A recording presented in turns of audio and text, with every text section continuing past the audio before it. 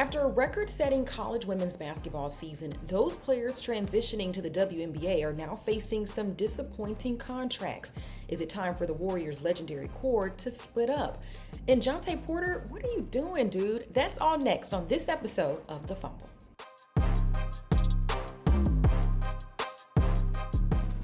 What's the word? It's your guy, Rodney Rakai, here with my amazing co-host, Samaria Terry. Samaria, first and foremost, how you feeling today, beloved? You know what? I'm feeling so good because we have put in a lot of work and we have taken so much time to get you all this episode. So I'm ready for y'all to see it. Yes, the very first episode of The Fumble. And make sure you tap in with us every Friday. We'll be bringing you all the latest in sports news. And with that said, let's get into it. So is the Warriors dynasty over? Golden State season coming to an end after falling 118-94 to the Sacramento Kings in Tuesday night's play-in tournament. Steph Curry, of course, had the team-high 22 points. Jonathan Kuminga, Moses Moody finished with 16 points apiece coming off the bench. Klay Thompson, Rodney, had 0 points in an elimination game. So is it time for the Warriors to disband? Now, when you say disband, I got to ask you, what do you mean by that? Like, what pieces are you willing to get rid of? I think it's time for Klay and Draymond to go. Draymond should have gone before. Wow, Samaria, you tripping. You tripping, sis. So Draymond is the person that allows Steph to flow so freely off the ball, right? He understands all the nuances of Steph's games, his backdoor cuts, the way they have dribble handoff, DHOs, right? Like, Draymond is the person who actually is the most important component to Steph Curry's freedom of motion and movement. So if you get rid of Draymond, and then, of course, what he does defensively goes without saying, probably the greatest defensive player of his generation. If you get rid of Draymond, then you really are starting over from complete scratch, and you do not want to waste the last 4 to 5 years of Steph Curry's prime or the ability to play basketball at a high level with a whole bunch of young guys around him. So you are tripping, beloved. Rodney, let's go back to last month, I believe, when Draymond got the technical, he got ejected. Steph was literally crying. It's done. He was. I didn't see no tears. He cried. I didn't see no tears. He cried. It's time. I think that after the Jordan Poole incident, they have not been the same. Sure. They have not been the same. Sure, but you know why? Okay. We can see what Jordan Poole is doing in Washington, D.C. right now, right? Like, he's not very beloved. He looks crazy in a Wizards uniform. His shot attempts are insane. He doesn't play winning basketball, right? Unless you have a player of Steph Curry and Draymond Green's caliber around him. In addition to that, the Warriors dynasty is on the brink of being done because of the James Wiseman blunder, right? Like, you drafted James Wiseman. He turned out to be a bust. And your loyalty in overpaying both Klay Thompson and Andrew Wiggins. That's what's done the Warriors dynasty dirty. It's not anything to do with Draymond or Steph. So you got to figure out how to add ancillary pieces around them that make sense and that are budget friendly. So you don't feel like Draymond is a cancer? No, he's not a cancer. I don't. You know what I don't like? I don't like this idea that because Draymond plays with the swath of passion that he's a cancer, right? Like, he is clearly and without question one of the better defensive players of his generation, right? Once again, I've already stated how important he is to what Steph Curry does both on and off the ball. Without Draymond Green, because he is a high IQ basketball player, and there are not as many as we may believe in the NBA. Without a player of Draymond Green's caliber, the Warriors offense is done. It's finito. You can't just plug anybody else into Draymond's role and expect the thing to work at a high level. It's just not going to work like that. I get it, and I am not doubting Draymond Green's talent. This guy is a future Hall of Famer, but at the end of the day, what I be saying, the day has to end, right? And Draymond Green has shown that he cannot control himself emotionally, and that is hurting his teammates. And we saw that when Steph Curry literally shed a tear. Yeah, but they won that game. Got thrown out of the game. But they also won that game, and Dennis Rodman, a great point of reference, historically speaking, of somebody who had a hard time controlling themselves. Sometimes you got to let wild dogs be wild because they respect and protect the pack. And that's all I got to say. You know what I mean? We got to move on. Y'all let us know in the comments section, do you think it's time to blow up the Warriors dynasty by getting rid of Draymond Green and, to a lesser extent, Klay Thompson? Let us know your thoughts. All right, so the 2024 WNBA Draft took place this week, and as expected, Caitlyn Clark was the #1 overall pick by the Indiana Fever, and the Bayou Barbie Angel Reese went 7th overall and will be playing for the Chicago Sky. But the biggest revelation coming out of the draft is the salary of one Caitlyn Clark. Now, she will make just $76,535 in year one of a contract, around $78K in year two, and $85K in year three. Samaria, I kid you not, this was my salary working in a call center back in 2009. What are your thoughts on the pay scale for WNBA players? Oh, it's terrible. It's deplorable. It is just the worst. And I think that we've always known that the salaries were bad. Even when you go back to like the Brittany Griner situation, people were like, okay, well, she has to go play overseas because she's not making a lot of money here in the States. But I think that we're going to just ride off Caitlyn Clark and we're just going to let her kind of use this to like call out the WNBA. But unfortunately, I'm not really sure where they can go with this. I know that the commissioner was trying to expand some more teams, which will be great because that can get some more of those players on rosters and not cut. Like a lot of those girls will unfortunately probably be cut after training camp.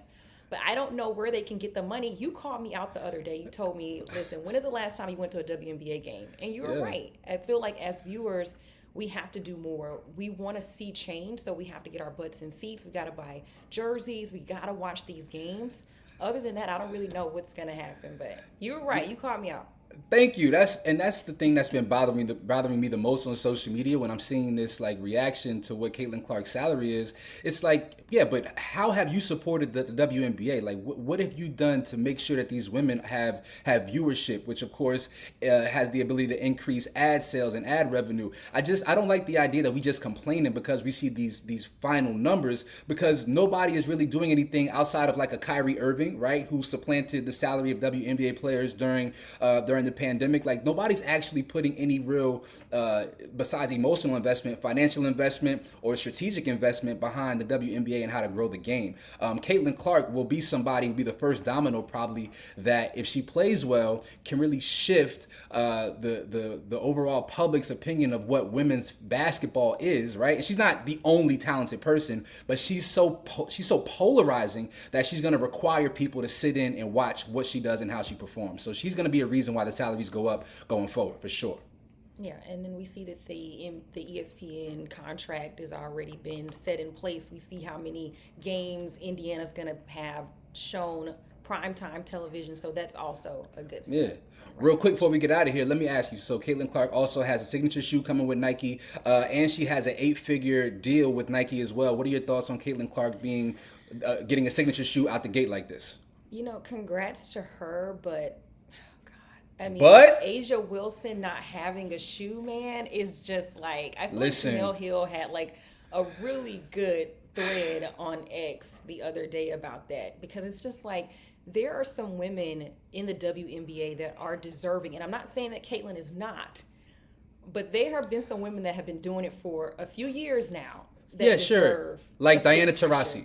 Diana Taurasi never had a signature shoe, right? And she is clearly, like, Diana Taurasi is probably the greatest WNBA player of all time, never had a signature shoe. Asia Wilson, for as spectacular as she is, it's always been said in the NBA, right, that centers, which is like, you know, tall players, do not sell shoes. They don't sell merch. So you get a dynamic player like Caitlyn Clark, a guard who looks like any average woman walking down the street, dominating in women's basketball. That means that she's going to feel so approachable and relatable to women, which means they're going to want to support and buy her shoe because they feel like they can beat her. That has always been the strategy of shoe companies. Yeah, Rodney, I completely agree. You all let us know down in the comments. All right, so Bill Belichick just might be done coaching in the NFL, and honestly, I don't have a problem with that. ESPN just released an article highlighting Belichick's interview process with the Atlanta Falcons, even revealing that the former Patriots head coach had a one-on-one session with Falcons owner Arthur Blank on his super yacht.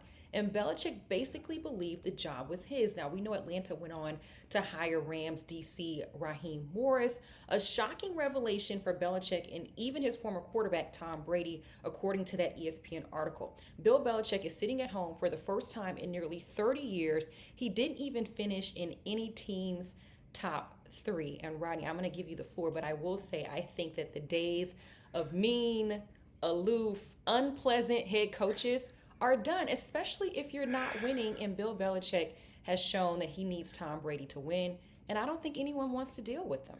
Well, not as long as we have Greg Popovich in the NBA. First and foremost, I got to shout out Raheem Morris, Irvington, New Jersey zone. You know, that's my hometown, so we got to give love to Raheem.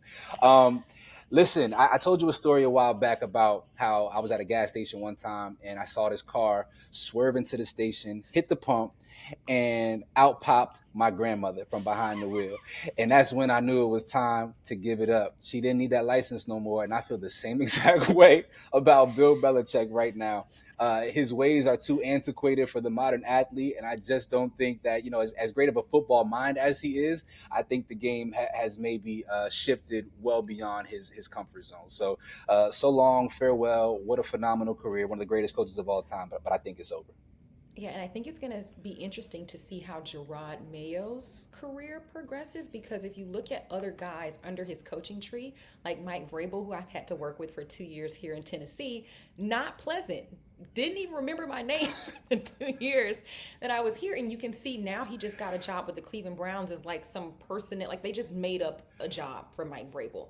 Yeah. But I think that like the guys that are under Bill Belichick, they don't have as much success. When you're winning, it's okay to be mean. But when you're losing, now you're just an ass. And it's like, we don't want to deal with it. So yeah, I'm hoping that Gerard Mayo, because he's black, will have a better trajectory. Yeah, but it'll be interesting to see. It will be, and like I'm not a fan of Boston sports, the city. Like I'm just not a Boston guy. So it's tough for me when I see a black man get the head coaching job of the New England Patriots, and I'm like, I want you to succeed, brother, but you're doing it for Boston, and for me, what Boston represents is just not a place that I ever want them to have the joy of celebrating black elitism and black success. And so it pains my heart. Bill Belichick's coaching tree does not do very well, but I don't know if it's a Belichick, factor. I just think that some of them are put into places that just maybe a little bit challenging to win. Yeah, I don't know, man.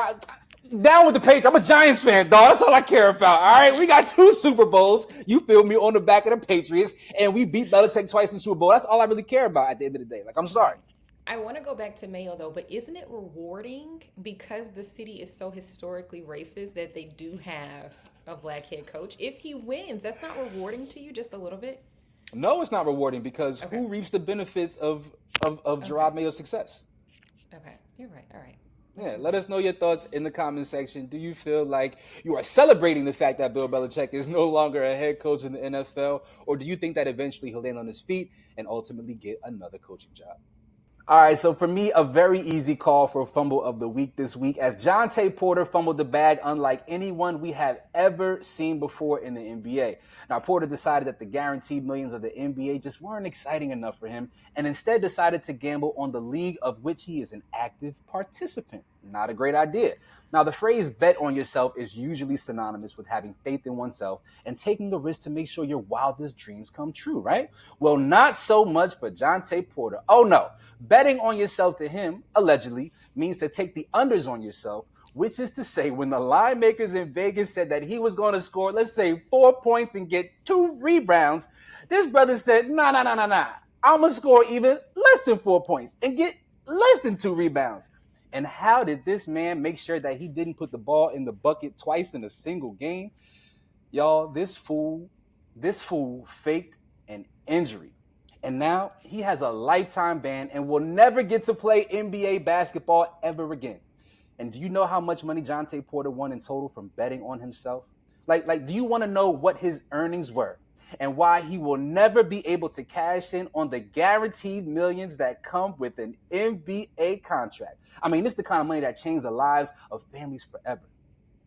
He made a total net earning of $21,965. Jontay Porter, in the words of every black cheerleader I've ever met, you need to get your hat, your coat, and leave, my brother. It is over. Samaria, what are your thoughts on Jontay Porter? I have some notes, Rodney, because I want to let's get to the real nitty gritty, right? He placed 13 bets ranging from $15 to $22,000, even won that would say that the Raptors would lose. So he lost all of those bets, or he lost the 3 bets that he bet on the Raptors. And then he revealed info about his own health to a known bettor. And then another bettor placed an $80,000 bet on the unders for Porter. And that would pay out $1.1 million. I know that Adam Silver wants to protect the integrity of the league's competition, and I think that he's doing a great job at this. Jontay, I don't know what you're doing, but my question is, how many players are doing this? Especially with the Shohei Ohtani stuff going on right now, too. How many players are doing this and we don't know about it?